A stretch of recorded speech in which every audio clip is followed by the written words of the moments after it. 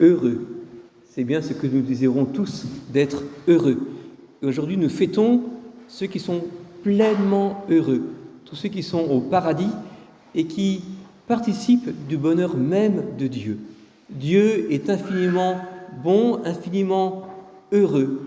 Et c'est ça le paradis, participer de ce bonheur du Seigneur. Et c'est la fête donc de tous les saints, ceux qui sont canonisés et ceux qui sont peu ou pas connus. Et ce bonheur les fait exprimer une gratitude envers le Seigneur, comme nous l'avons entendu dans la première lecture. Amen, louange, gloire, sagesse et action de grâce, honneur, puissance et force à notre Dieu pour les siècles des siècles. Amen. Cette vision de la Sainte Trinité, eh bien le Seigneur désire que nous puissions en bénéficier tous, de voir Dieu.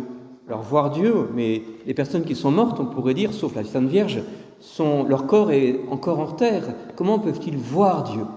Ils ne voient pas Dieu par leurs yeux de chair, mais ils voient Dieu grâce à leur intelligence. Ils sont émerveillés, parce que l'âme a cette faculté de comprendre, ils sont émerveillés par la beauté et la grandeur de Dieu. Et nous sommes appelés à cela. Comme nous dit Saint Jean dans cette seconde lecture, nous le verrons tel qu'il est, le Seigneur. Et quiconque met en lui une telle espérance se rend pur comme lui-même est pur. Alors ce matin, je voudrais avec vous approfondir c'est quoi l'espérance. Qu'est-ce que c'est l'espérance, cette vertu? Et dans un second temps, voir deux contraires de cette espérance pour les éviter, c'est-à-dire la désespérance et la présomption. Tout d'abord, l'espérance n'est pas l'optimisme. L'optimisme, c'est quelqu'un qui a des sentiments plutôt de confiance vis-à-vis de l'avenir. Voilà, on est optimiste. On pense que cette année sera bonne. En fait, c'est un sentiment, mais on ne sait pas en réalité ce qui se passera. L'optimisme, c'est simplement un sentiment.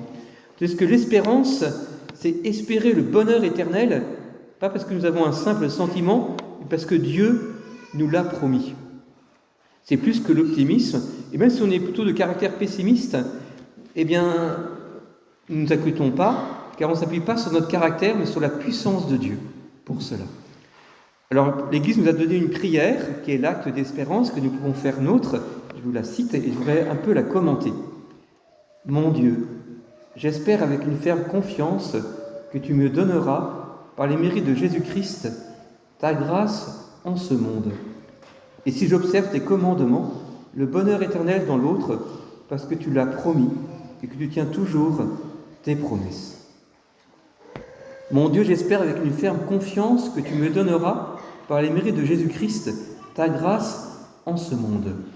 Voilà, ce qui nous aide d'abord, c'est les mérites de Jésus. C'est quoi les mérites de Jésus-Christ? Comme nous l'avons entendu dans cette première lecture, dans l'Apocalypse, ceux qui sont au paradis viennent de la grande épreuve, c'est-à-dire l'épreuve de la vie. Nous sommes appelés à faire ce choix de la vie éternelle, cette cohérence de vie chrétienne. Ils ont lavé leurs robes et ils ont blanchi par le sang de l'agneau. Alors blanchir une robe par du sang, tout le monde normalement sait que le sang tache. Mais le sang de l'agneau, ce que Jésus a offert sur la croix, son propre sang, eh bien, nous blanchit du péché. Et c'est ça les mérites de Jésus. Jésus mérite sur la croix notre sainteté, notre vie éternelle, le pardon de nos péchés, et la grâce, la capacité de vivre en chrétien et donc d'accomplir les 10 commandements. Et la prière continue. Et si j'observe tes commandements, le bonheur éternel dans l'autre, parce que tu l'as promis et que tu tiens toujours tes promesses. On s'appuie sur la promesse de Dieu pour aller au paradis. Et Dieu tient ses promesses toujours. Dans l'Ancien Testament, il a promis un sauveur, c'est arrivé. Jésus a demandé et a promis à ses apôtres l'évangélisation du monde. Eh bien, nous-mêmes, dans cette Église, nous sommes la preuve vivante de la réalisation de cette promesse. Ils étaient 12, plus des disciples, 120 personnes au départ, et maintenant nous sommes des millions, des centaines de millions, et cette promesse est réalisée. Alors, cette espérance, c'est un don de Dieu, une vertu théologale, mais comme c'est une vertu, nous sommes appelés à l'exercer avec notre propre liberté, et donc aussi à éviter le contraire qu'est la désespérance et la présomption. C'est quoi la désespérance? Bien, je vais vous donner quelques exemples. Par exemple, on n'arrive pas à se convertir dans tel ou tel domaine de notre vie, on se décourage, on arrête nos efforts, j'arriverai jamais. Ça fait 10 ans, 30 ans, 1 an que j'essaie de changer tel péché dans ma vie et je retombe encore. Et on se décourage. C'est ça la désespérance. On se décourage parce qu'on compte d'abord sur nos propres forces et pas sur Dieu.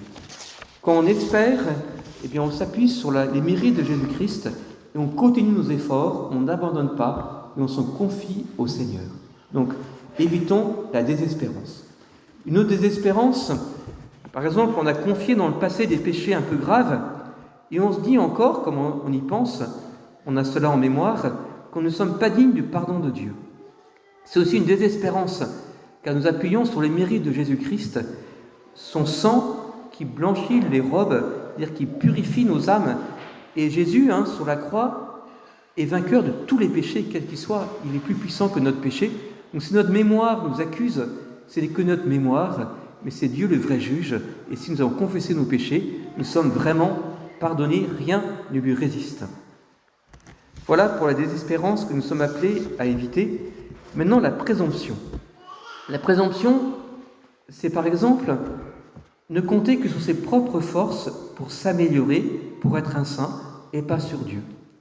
Alors, un des dangers, par exemple, c'est le développement personnel à la sauce nouvel âge. La méditation de pleine conscience, l'énéagramme, où on va compter sur des techniques pour s'améliorer, pas sur la grâce de Dieu, et on réussit la technique et on dit c'est mieux. Mais en fait, rien ne change vraiment. Ça, c'est une présomption. Compter sur une technique pour s'améliorer et pas sur la grâce de Dieu. L'autre présomption, c'est de penser qu'on est très fort et qu'on peut sans problème s'exposer aux occasions de péché. Par exemple, nous savons qu'une de nos relations est dangereuse pour notre fidélité en couple. Eh bien, plutôt que d'éviter cette relation, on va en profiter, on se croit fort. Ça, c'est aussi une présomption, c'est un péché contre l'espérance. Puisque l'espérance, c'est s'appuyer sur la grâce de Dieu et pas que sur soi. Une autre présomption, c'est penser qu'on pourrait aller au ciel sans observer les commandements de Dieu, parce que Dieu serait bon. Alors c'est vrai, Dieu est bon, infiniment bon, mais aussi il est juste. Pour comprendre un peu cela, imaginez une mère de famille qui fait un super gâteau pour ses enfants. Et puis elle aime ses enfants, et si elle le fait, c'est pour qu'ils le mangent. Et puis elle va dire aux enfants, si vous êtes sages durant le repas, vous aurez une part de gâteau. Et puis, en fonction de leur attitude pendant le repas, ils auront cette part ou pas, parce que cette maman est aussi juste. C'est pas qu'elle ne veut pas donner une part de gâteau, mais que la justice et la bonté ne sont pas contraires, elles vont ensemble. Et c'est vraiment important, parce qu'il ne s'agit pas de se tromper et de penser que tout le monde irait au ciel, quelle que soit la façon dont ils vivent. Voilà ce que dit sainte Faustine, l'apôtre de la miséricorde, qui ne peut pas être accusée de manque de miséricorde. Elle voit dans une vision que lui donne le Seigneur l'enfer. Et elle voit qu'en enfer, beaucoup de personnes sont là qui pensaient que l'enfer n'existait pas.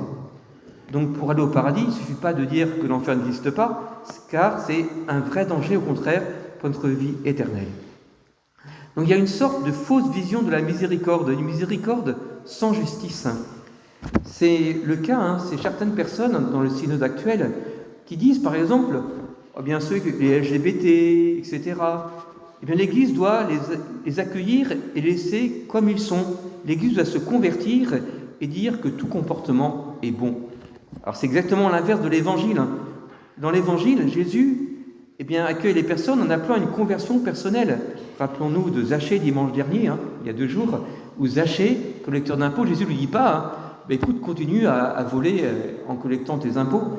Zachée est touché par la grâce qui vient de Dieu et il dit je donnerai la moitié de mes biens aux pauvres et je rendrai 4 fois plus à ceux que j'ai volés. C'est le cas pour tout comportement contraire à la Bible.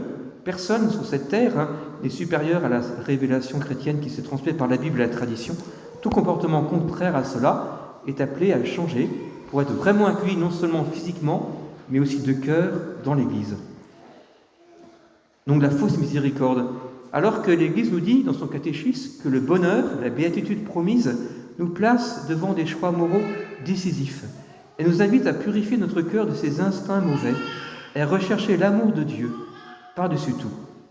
C'est ainsi que Jésus nous dit dans cet évangile « Heureux les pauvres de cœur, car le royaume des cieux est à eux.